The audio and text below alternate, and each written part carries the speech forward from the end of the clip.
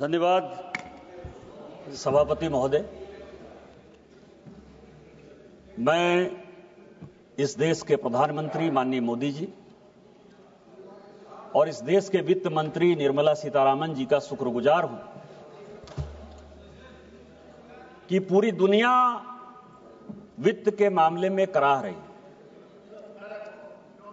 America हो, Europe हो, UK हो, पूरे दुनिया की इकोनॉमी हिली हुई है। सभी जगह करंट अकाउंट डेफिसिट का मामला चल रहा है। इवन अमेरिका जैसे देश में भी ट्रंप यदि टैरिफ की बात कर रहे हैं या कह रहे हैं कि बराबरी का टैरिफ हम पूरी दुनिया में लगाएंगे, इसका कारण यह है कि यूएस जो अपने आप को वर्ल्ड का नंबर 1 हमेशा मानता है, मानता रहता है, उसकी इकोनॉमी हिली हुई। लेकिन पूरी दुनिया भारत की तरफ देख रही है, चाहे आईएमएफ का रिपोर्ट हो, चाहे वर्ल्ड बैंक का रिपोर्ट हो, चाहे किसी का भी रिपोर्ट हो, इंडिपेंडेंट रिपोर्ट हो, चाहे कांग्रेस के हमारे मित्र बोल रहे थे उनकी खुद की रिपोर्ट हो, वो सब ये कहती है कि भारत एक ऐसा सितारा बनकर उभरा है जिसने कि पिछले 10 साल में दुनिया को मात देते हुए अपने आप को वर्ल्ड की नंबर 3 इकोनॉमी की तरफ अपने आप को खींचा। 2014 तक, और ये पूरे सदन को जानने वाली बात है कि 2014 तक भारत की इकोनॉमी केवल और केवल 2 लाख करोड़ की थी, 2 लाख करोड़ डॉलर की थी। आज वो 10 साल में 4.5 लाख करोड़ डॉलर की है। ये पूरे सदन को और पूरे देश को जानने वाली बात है कि केवल जो है 2 ट्रिलियन डॉलर की इकोनॉमी 2014 तक, 70 साल में आपने इस देश को 2 ट्रिलियन डॉलर की इकोनॉमी दी और हमने 10 साल में उसको लगभग 4 साढ़े 4 करोड़ ट्रिलियन डॉलर में जो है पहुंचा दिया है। क्या है? क्या है? आपको दिखना नहीं आता? नहीं देखे। अभी कई एक लोगों ने कहा कि 35% जो यहां के अमीर आदमी हैं उन्होंने अपनी नागरिकता बदल ली, किसी देश में चले गए। थरूर साहब, आप तो बहुत दिन विदेश में रहे हैं। डॉम टैक्स के बाद यूके का क्या हाल है? 50% लोगों ने, अमीर लोगों ने वहां का जो है नागरिकता छोड़ा है। 50% लोगों ने, वो दुबई के नागरिक हो रहे हैं, वो सिंगापुर के नागरिक हो रहे हैं, वो बनातू के नागरिक हो रहे हैं, वो जितने टैक्स हेवंस हैं उनके नागरिक हो रहे हैं। अमेरिका में पिछले 15 साल में क्या हुआ? बाइडेन के राज में पिछले 4 साल में लगभग 22%, जो अमेरिका कहता था कि हम पूरी दुनिया को अब दिशा देते हैं और सभी अमेरिका आना चाहते हैं, 22% लोगों ने वहां की नागरिकता छोड़ी है। 22%। और पूरे यूरोपियन यूनियन में 33% लोगों ने नागरिकता छोड़ी है। आप भारत की बात करते हैं। लोग यदि टैक्स छोड़ना चाहते हैं, विल सब्सटेंशिएट, जो मैं कहता हूं उसको मैं सब्सटेंशिएट करूंगा। I know the rule and will substantiate it, so don't worry. ये जो है ये जादूगर का बजट नहीं है, ये मजदूर का बजट है।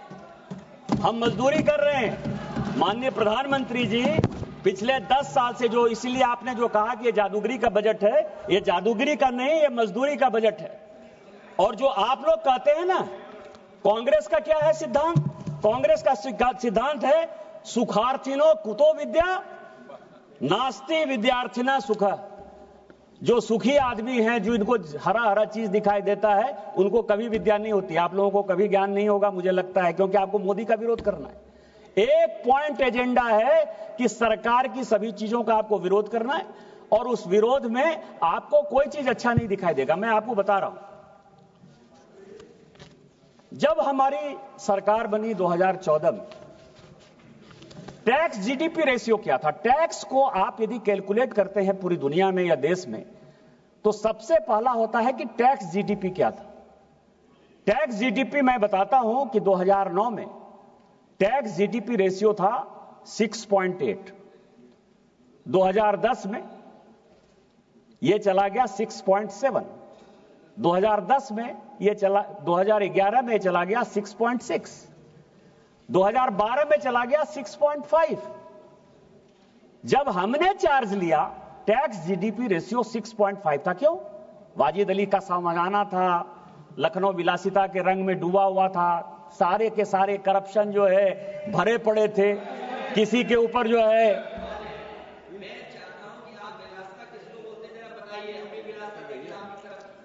अध्यक्ष महोदय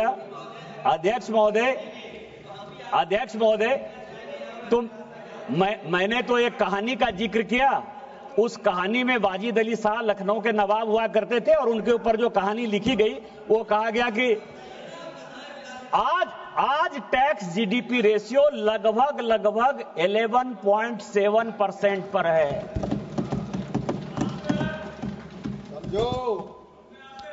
मध्यम वर्ग को 12 लाख का जो सैलरीड क्लास है उसको 12 लाख और उसके एग्जेम्पशन को यदि जोड़ लें तो लगभग 13 लाख का जो है हमने फायदा पहुंचाया है। और सारे परेशानी की जड़ इस पूरे बजट में, पिछली बार मैंने बजट का भी भाषण सुना और अभी भी मैंने फाइनेंस बिल पर भाषण सुना, वही बोन ऑफ कंटेंशन है। आज आप टैक्स कंसेशन, टैक्स रिबेट, मध्यम वर्ग, गरीब सबकी बात करते हैं। कभी आपने देखा कि आपके जमाने में क्या हुआ? मैं कई एक बजट स्पीच लेकर आ रहा हूं। मैंने सोचा कि 10-10 साल के अंतराल पर जो इस देश में बजट स्पीच हुए हैं उनको जरा अध्ययन किया जाए। 1954 में मैं सीडी देशमुख साहब का बजट स्पीच लेकर आया। उन्होंने कहा कि हमने एक एग्रीमेंट किया है वर्ल्ड के साथ कि 86.7% से ज्यादा जो है इनकम टैक्स हम लोगों के ऊपर नहीं दे सकते हैं, इसलिए 40,000 से ऊपर, यह सबको जानने वाली बात है कि 40,000 से ऊपर जिन लोगों को टैक्स लगता है उनको हम 92.5% टैक्स ब्रैकेट में रखते हैं। इस देश में 92.5% टैक्स था 1954 में, 92.5%। 1964 का बजट स्पीच लेकर आ रहा हूं मोरारजी भाई का। 1964 इनकम टैक्स कितना था? 50,000 से ऊपर लोगों को लगभग 94%। और फिर मैं 1973 का श्रीमती इंदिरा गांधी जी का बजट स्पीच लेकर आया हूं 1973 में। वो कह रही है कि 94% से कम में काम नहीं चलेगा। और फिर मैं बीपी सिंह साहब का बजट स्पीच लेकर आया हूं राजीव गांधी जी के समय 86 में, 62.7%। आपने क्या किया गरीबों के साथ, मिडिल क्लास के साथ? बताओ। हम क्या कर रहे हैं? हमने 13 लाख रुपया जो सैलरीड क्लास का है उसको हमने कहा कि आपको 1 रुपया टैक्स नहीं देना पड़ेगा। और यदि एक परिवार में 4 लोग हैं, 4 लोग कमाते हैं, यदि हस्बैंड है, वाइफ है, उसके बच्चे हैं, तो लगभग आप समझिए कि 50 लाख से ऊपर किसी को टैक्स नहीं लगेगा। और कौन ऐसा परिवार है इस देश में? कुछ लोगों को छोड़ दीजिए, 2%, 3% को, जिसके यहां की 50 लाख से ज्यादा इनकम है। आप क्या बात करेंगे? दूसरा मैं लेकर आया हूं कॉर्पोरेट। अभी बहुत बड़ी बात कही कॉर्पोरेट। इस देश को जानने वाली बात है कुछ चीजें। 1966 में रिलायंस, हमारे सरकार को बहुत कहा जाता कि अडानी की सरकार है, अंबानी की सरकार है। जब अपोजिशन में, जब कांग्रेस इधर थी, जब कांग्रेस थी तो हम भी कहते थे कि ये टाटा की सरकार है, बिरला की सरकार है। इस देश में जानने वाली बात है कि 1966 में रिलायंस इंडस्ट्री आई 66 में, और 98 तक मैं ऑन रिकॉर्ड ये बात कर रहा हूं मिस्टर कार्ति चिदंबरम, 98 तक रिलायंस इंडस्ट्री 1 रुपया टैक्स नहीं देती थी इस देश में। ऑन रिकॉर्ड कर रहा हूं मैं। 87 में उनको परेशान करने के लिए माननीय Rajiv Gandhi ji minimum alternative tax mat लगाया 1987 में, और 88 में उसका इंप्लीमेंटेशन रोक दिया। 88 में बेनामी ट्रांजैक्शन एक्ट लाया राजीव गांधी जी ने, 88 में। इस देश को जानने वाली बात है। बेनामी ट्रांजैक्शन एक्ट, बेनामी प्रॉपर्टी को रोकने के लिए उसका रूल जो है माननीय अध्यक्ष महोदया, उसका रूल जो है 2011 तक नहीं बना, 2011 तक नहीं बना। और आप जिस टैक्स की बात कर रहे थे शशि थरूर साहब, ये बात फैक्ट है कि 48 लाख। हाँ बोलिए बोलिए बोलिए, मैं बैठ जाता हूं, बोलिए। नाम नहीं लगा क्या? बजट पेश किया तो नाम नहीं लगा। बोलिए कौन सा पॉइंट है? नहीं, पॉइंट बताइए ना। ये पॉइंट बताएंगे ना। नंबर 2 मैडम 352 स्वर्गीय प्रधानमंत्री पर ये जो आरोप लगा रहे हैं कि एक विशेष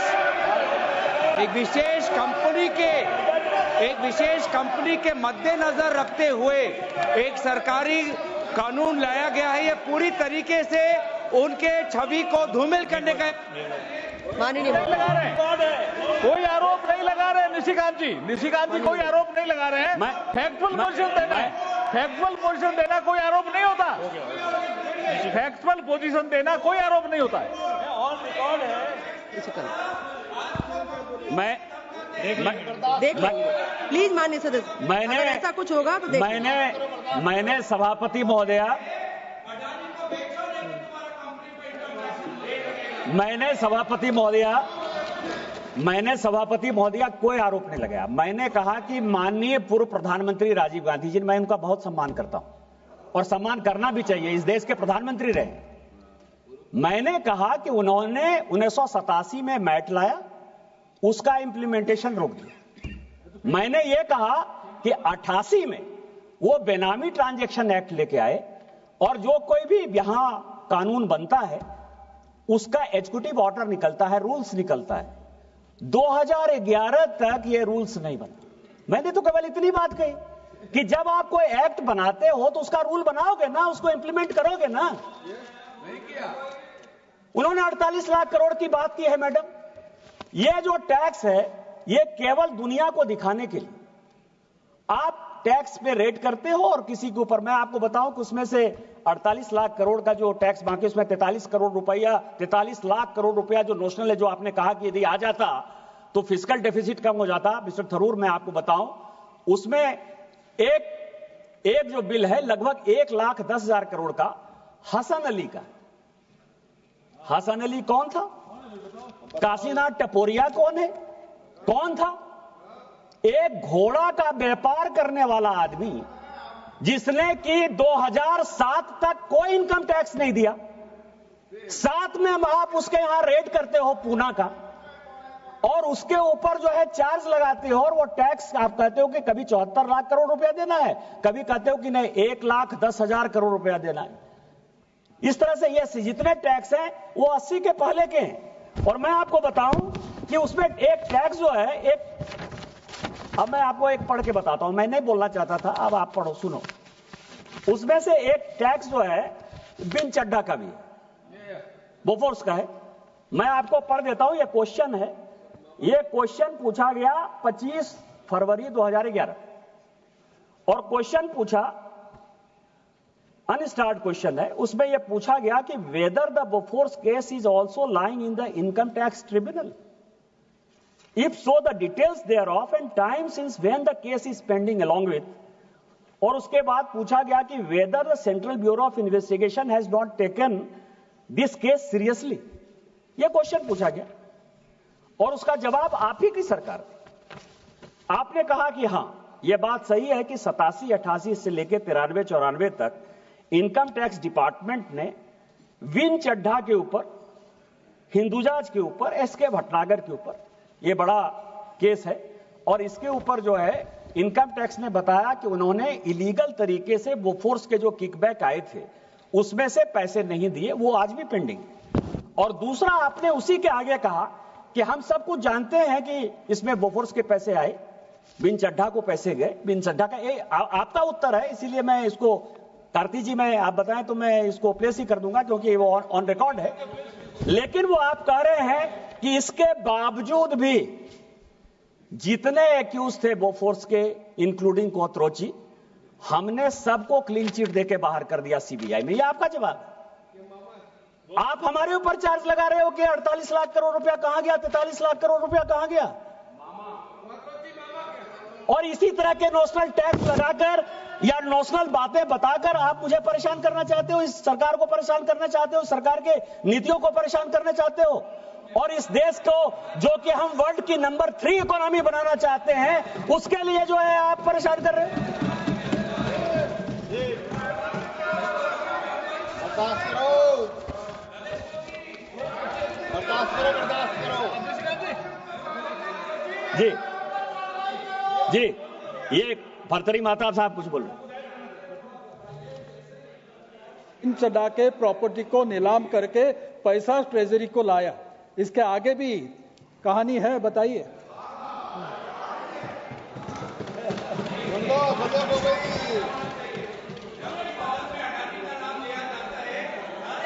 कुछ भी रिकॉर्ड में नहीं जाएगा। सभापति महोदया, सभापति महोदया, प्लीज बैठिए, बैठिए। सभापति महोदया, भर्तरी महताब साहब इस सदन के सबसे सीनियर एमपी हैं। संजोग से हम लोगों को जो है प्रोटेम स्पीकर के तौर पर उन्होंने शपथ भी दिलाया। भर्तरी महताब साहब एक कमेटी के चेयरमैन थे, पीएससी सब कमेटी के। उसमें मैं और मेरे बहुत अच्छे मित्र जो इस बार चुनाव नहीं लड़े, शिव कुमार उदासी साहब, हम तीनों उनको सहयोग कर रहे थे। और ये बातें जब हमने कही तो हमने सीबीआई और इनकम टैक्स दोनों को चेयरमैन के नाते जो है मिस्टर महताब ने बुलाया। और मिस्टर महताब ने ये इंसिस्ट किया पब्लिक अकाउंट्स कमेटी के सब कमेटी के चेयरमैन के तौर पर कि बोफोर्स का ये केस है, जब ये प्रूफ कर दिया है इनकम टैक्स ने कि किकबैक लिए गए हैं और विन चड्ढा ने उस किकबैक से प्रॉपर्टी खरीदी है, तो जो उसके वारिस बचे हुए हैं, विन चड्ढा की डेथ हो गई थी, उसके जो वारिस बचे हैं उसको आप नीलाम करिए और पैसे लाइए। और इसके लिए मुझे लगता है कि भर्तरी महताब साहब की कमेटी को धन्यवाद देना चाहिए इस देश को कि हमने उस पैसे को जो है ट्रेजरी में जमा करवाया। अब मैं आऊंगा सभापति महोदया, ये सीएजी की कुछ रिपोर्ट लेकर मैं आया हूं। इस देश में बहुत बातें चलती हैं कि कॉरपोरेट को हम मदद करते हैं, आम लोगों को मदद नहीं करते हैं। एक रिपोर्ट जो है ये रिसिप्ट ऑफ बजट 13-14 जिस साल की हम लोग सरकार से आए, ये भारत सरकार का रिपोर्ट है। भारत सरकार जो क्या होता था कि जब मैं पहली बार एमपी बनकर आया, यहां तो हमसे बहुत सीनियर लोग हैं, एक चैप्टर जो है, एक बुक हम लोगों को मिलता था रेवेन्यू फॉरगॉन का। कॉर्पोरेट को कैसे फायदा पहुंचाया जाता था ये मैं आपको बताऊं। और ये सीएजी की रिपोर्ट जो मैं कह रहा हूं, ये सीएजी की रिपोर्ट जो लेके आया हूं मैं, वो ये दिखा रहा है कि इस देश में कॉर्पोरेट टैक्स लगभग 33%, जो 2004 से लेकर 14 तक यूपीए चलाती रही, 4 से 14 तक 33%। सेस की बात की अभी मिस्टर थरूर ने, तो सेस को यदि मान लेंगे तो टोटल वो टैक्स बढ़ता था 38.9 के आसपास। सीएजी कह रहा है कि 10 साल में किसी भी कॉर्पोरेट में उसने 400, इस देश के 400, ये 13-14 की रिपोर्ट है, 400 बड़े इंडस्ट्रियल हाउस का जो है नाम दिया, उसका जो टैक्स था वो केवल 22.3% था। 22% से ज्यादा कॉर्पोरेट ने कभी इस देश में टैक्स ही नहीं दिया 2014 तक। हमने क्या टैक्स दिया? हमसे आपने कभी 40% वसूला, कभी 30% वसूला, कभी 25% वसूला। 3 लाख 4 लाख के बाद जो है, जो गरीब आदमी है वो भी टैक्स देना शुरू कर दिया। कभी अपने गिरेबान में झांके हैं। और ये आपका रिसिप्ट है, रेवेन्यू फॉरगॉन का एक पेपर आता था, हम सभी ने इसको पढ़ा। जब बजट पेपर तो उस वक्त आता था, अब तो डिजिटल कर दिया है ओम बिरला साहब ने। उसने ये कहा अंतिम में 13-14 में जब ये लोग जा रहे थे, 5 लाख करोड़ रेवेन्यू फॉरगॉन सारे बिजनेसमैन को किया।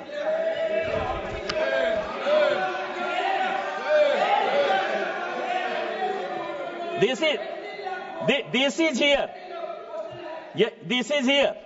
ये मैं 13-14 का जो है पूरा वो रेवेन्यू फॉरगॉन का ये रिपोर्ट लेकर आया हूं।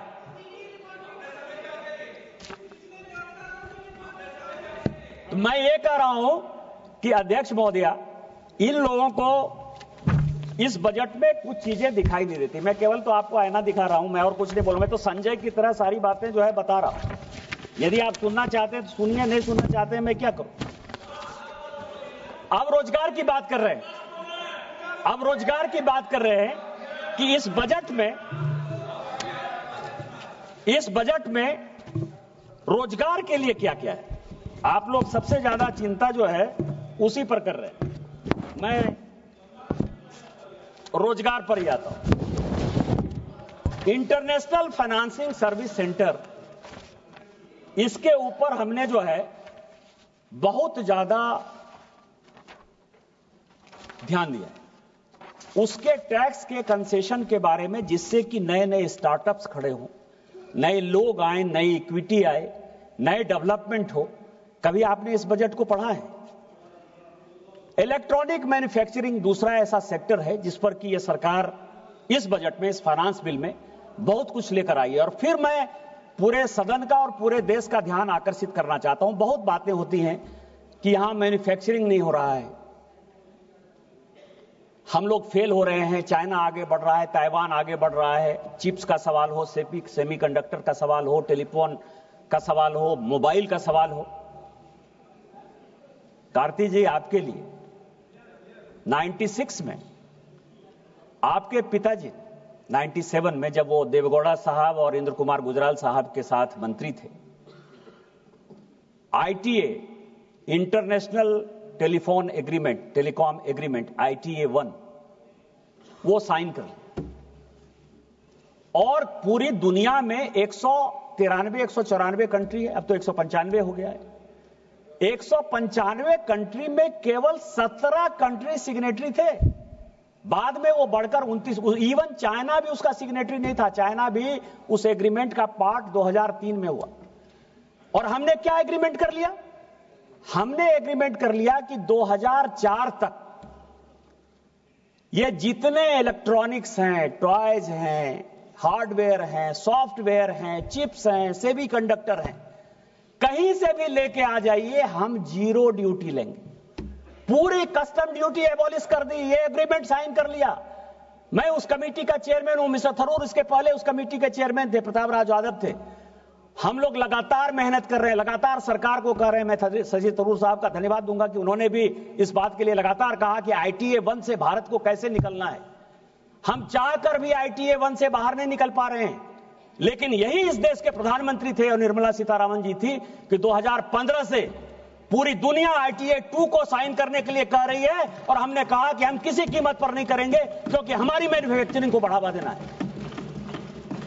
और जब आप रोपा पेड़ बबूल का आम कहां से हो? आपने जब 0% कस्टम ड्यूटी साइन कर लिया कि उसमें एक्साइज नहीं लगेगा, उसमें कस्टम नहीं लगेगा, इसके बाद क्या हो गया? पूरी की पूरी, इवन जो गणेश जी की प्रतिमा है या जो हम दिवाली में चुलबुलिया बल्ब लगाते हैं, तो वो भी चाइना से आ रहा है। ये सब आपकी देन है। और आप मुझे कहोगे कि हम क्यों नहीं कंपीट कर पा रहे, लेकिन इस बजट में हमने इलेक्ट्रॉनिक्स और मैन्युफैक्चरिंग को बढ़ावा देने के लिए, स्टार्टअप्स को बढ़ावा देने के लिए हमने एक बड़ा कदम उठाया। दूसरा, इस देश में दो चीजें हैं। हाँ, लीजिए, समय लीजिए।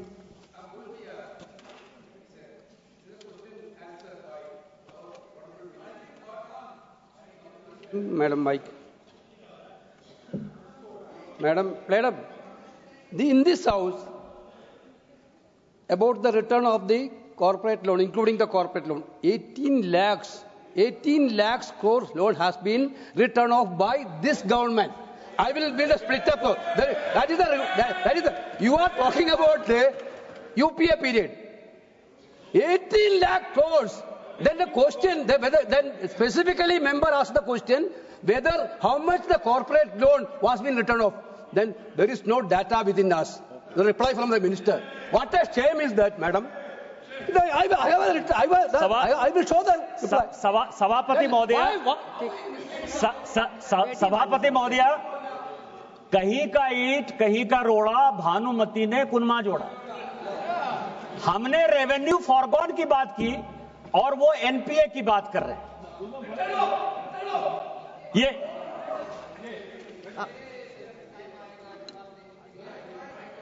Honorable Member of Parliament, but going on the written off makes me feel a bit worried, because n number of times in this house we have said what is written off as opposed to waive off.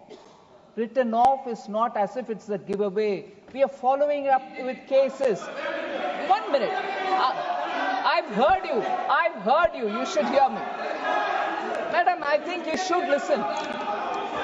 KC Venugopal ji, you're a senior member. I heard you. And I'm trying to say I'll answer, but I'll also want to explain it much before my turn comes to answer. Kindly hear. Hear. Just patiently hear. So, madam, waive off and written off is something which is going to continue forever in this house, despite any number of answers. But I will certainly answer all over again. First of all, when responding in the name of waive off and written off, when Honorable Member Nishikant Dubey is talking about revenue foregone related matter, they are not counterpoints. That's one thing. This is another. On this, I will certainly give my answer. Nishikant जी, माननीय यहाँ tax की बात हो रही है, banking की बात नहीं हो रही है। मैं फाइनेंस बिल पर बात कर रहा हूं। और इस देश के बड़े सीनियर नेता हैं वेणुगोपाल साहब, मैं बहुत आदर करता हूं, हमारे पब्लिक अकाउंट्स कमेटी के भी चेयरमैन हैं। रिटर्न ऑफ, बैंक का रिटर्न ऑफ और रेवेन्यू फॉरगॉन, ये दोनों बड़े डिफरेंस है। इसके बारे में डिफरेंस, और उसके बारे में जब वो जवाब देंगी तो जवाब देंगी। लेकिन मैं इतना कह सकता हूं कि कई एक चीजें उसमें फोनो बैंकिंग की है, फोन पर जो बैंकिंग होती थी वो माननीय मोदी जी ने 2014 में रोक दिया है, उसके कारण ये हुआ है। लेकिन मैं आप वो बताएंगी, जवाब देंगे।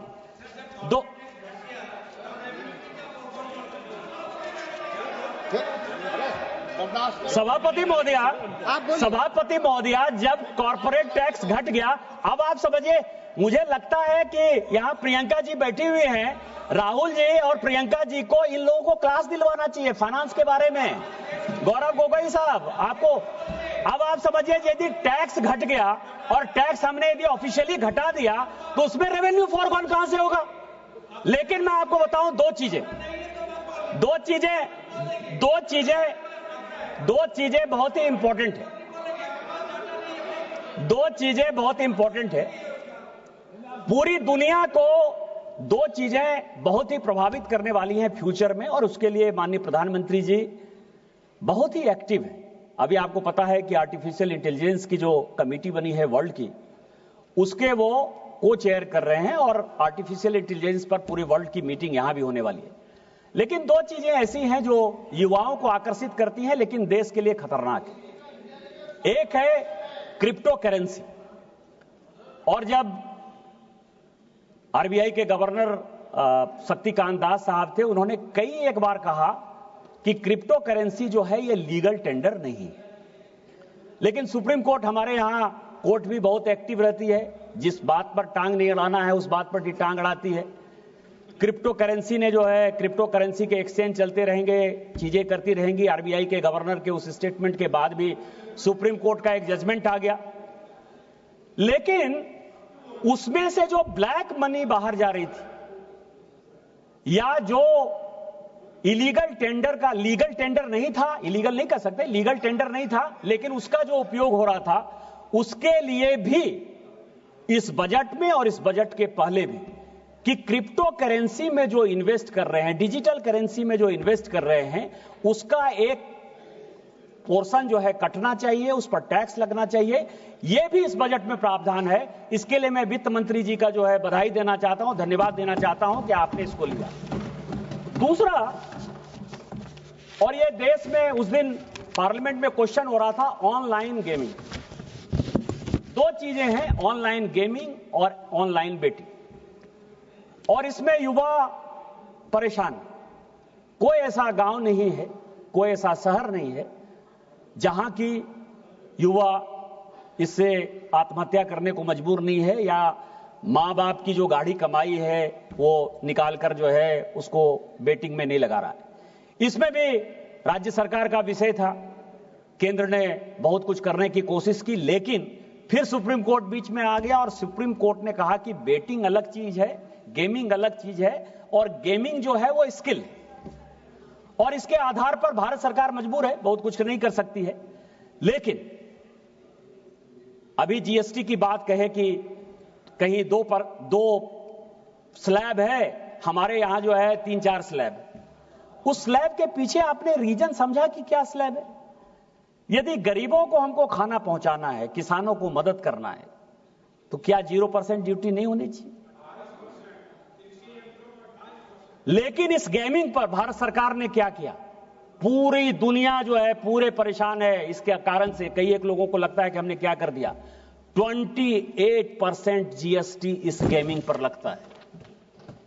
इसके लिए आप भारत सरकार को नहीं कहेंगे, और इस कारण से जो गेमिंग की एक बड़ी इंडस्ट्री क्रिएट हो रही थी इस देश में, वो तहस नहस हो रही है। और यदि इसी तरह चलता रहा, आप तो कहेंगे ही, आपके यहां तो बड़ा एक है आदमी, दयानिधि साहब, सेंट डियागो सेंट मार्टिन, क्या पता नहीं क्या नाम है उसका, यही काम है, एक कभी 1 लाइन लॉटरी देखता है, 1 डिजिट लॉटरी देखता है, और उसने जो है उसने किसको किसको चंदा दिया?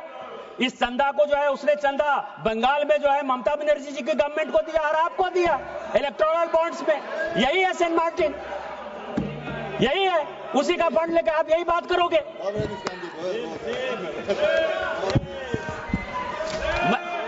मुझे इलेक्टोरल बॉन्ड जो है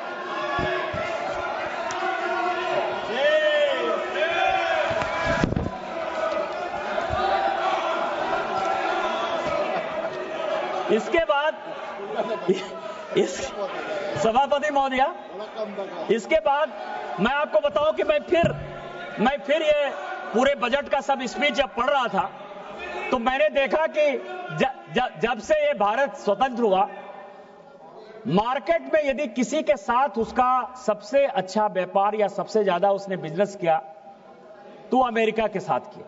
और शुरू से मतलब 50 का बजट स्पीच देखिए, 52 का बजट स्पीच देखिए, 54 का देखिए, 64 का देखिए, 73 का देखिए।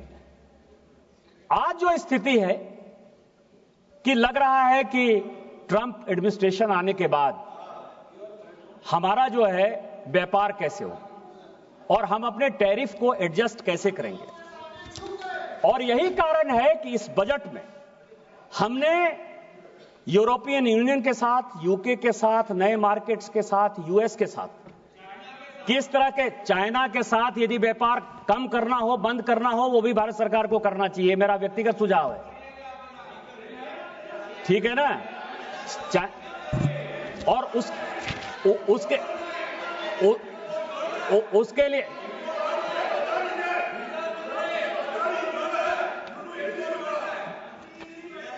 उसका भी मैं रिपोर्ट लेकर आया हूं। मुझे पता था कि आप चाइना चाइना चिल्लाओगे। 2014 में हमारा और चाइना का जो ट्रेड बैलेंस था ना, वो 22% ऊपर था। और जब कोरोना हुआ ना 21-22-23, तो वो -9.67% था। चिल्लाने से कुछ नहीं होता है गौरव जी, समझने से होता है, समझदारी से होता है, जानकारी से होता है। हम मजदूरी करते हैं, पढ़ते लिखते हैं।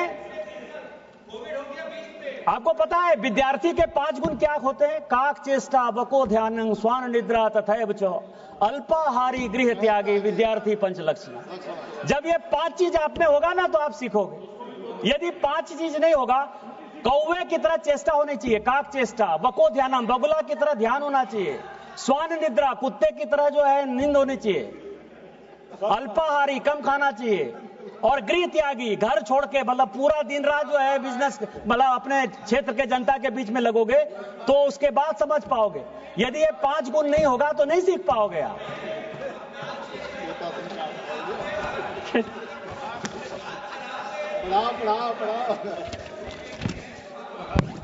सभापति महोदया, तो मैं आपको बताऊं कि इस बजट में जो है कि किस तरह से टैरिफ हम घटाएं जिसके कारण कि हमारा व्यापार बढ़े।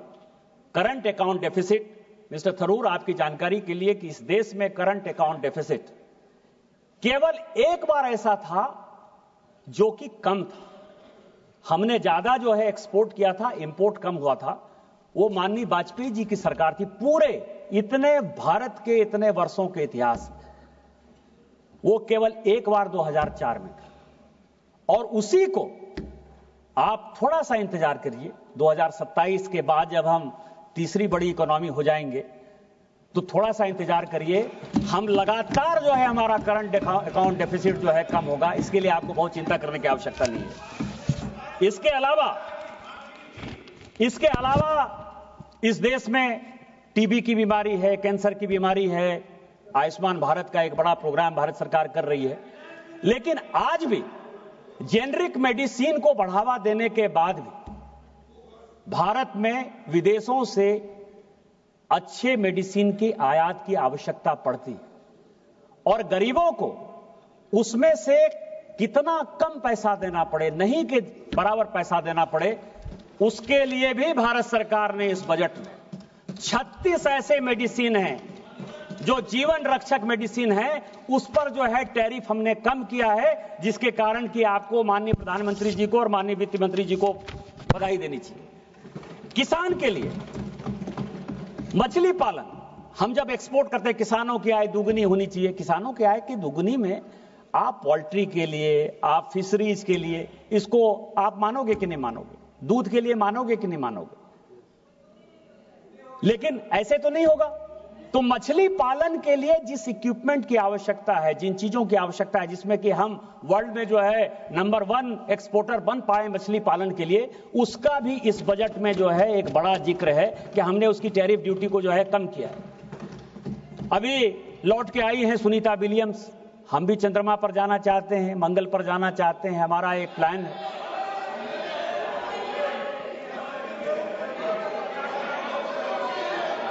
अभी चंद्रमा पर नहीं गए क्या? आप फिर देखिए। अरे इस देश के वैज्ञानिक के लिए तो कम से कम हल्ला गुल्ला नहीं करो। हम मनुष्य को लेकर चंद्रमा पर जाना चाहते हैं, मंगल पर जाना चाहते हैं। उसके लिए स्पेस सेक्टर को बढ़ावा देने के लिए इस बजट में हमने जो है टैरिफ को घटाया है। इतना भी नहीं सुनना चाहते हो? बांग्लादेश में आज का ही न्यूज है कि 140 इंडस्ट्री उसकी टेक्सटाइल में जो है बंद हो गई। हमारे पास मौका है। बांग्लादेश के जो हालात हैं, पूरे यूरोप के जो हालात हैं, लेबर के जो फोर्सेस हैं, हमारे जो स्किल्ड लेबर हैं, बुनकर हैं, जो हमारा काम करते हैं, चाहे हमारे गोड्डा का सिल्क हो, चाहे भागलपुर का सिल्क हो, चाहे बनारस का सिल्क हो, चाहे चंदेरी की साड़ी हो, चाहे कश्मीर का हो, वो सब जो है, चंदेरी मध्य प्रदेश में है, उन सबों के लिए हमने जो है इस तरह का स्ट्रीमलाइन किया है टैरिफ को, जिसके कारण कि ये हैंडलूम सेक्टर बढ़े, बुनकर बढ़े। और बुनकर में आप लोग को मुसलमानों का भी वोट नहीं चाहिए, ज्यादातर तो बुनकर मुसलमान ही है। काहे चिल्लाते हो भाई? सबका साथ, सबका विकास, सबका विश्वास, सबका प्रयास, इसमें माननीय मोदी जी भी चल रहे हैं और हम सब ये काम कर रहे हैं, तो ये भी समझने को तैयार नहीं हो आप।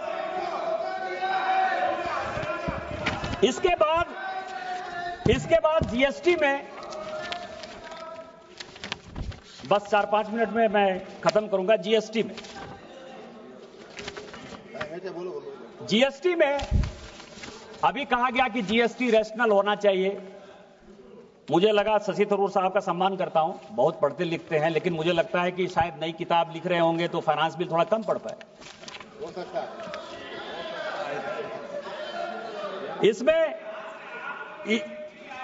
इसमें मैं आपको बताऊं कि पूरे फाइनेंस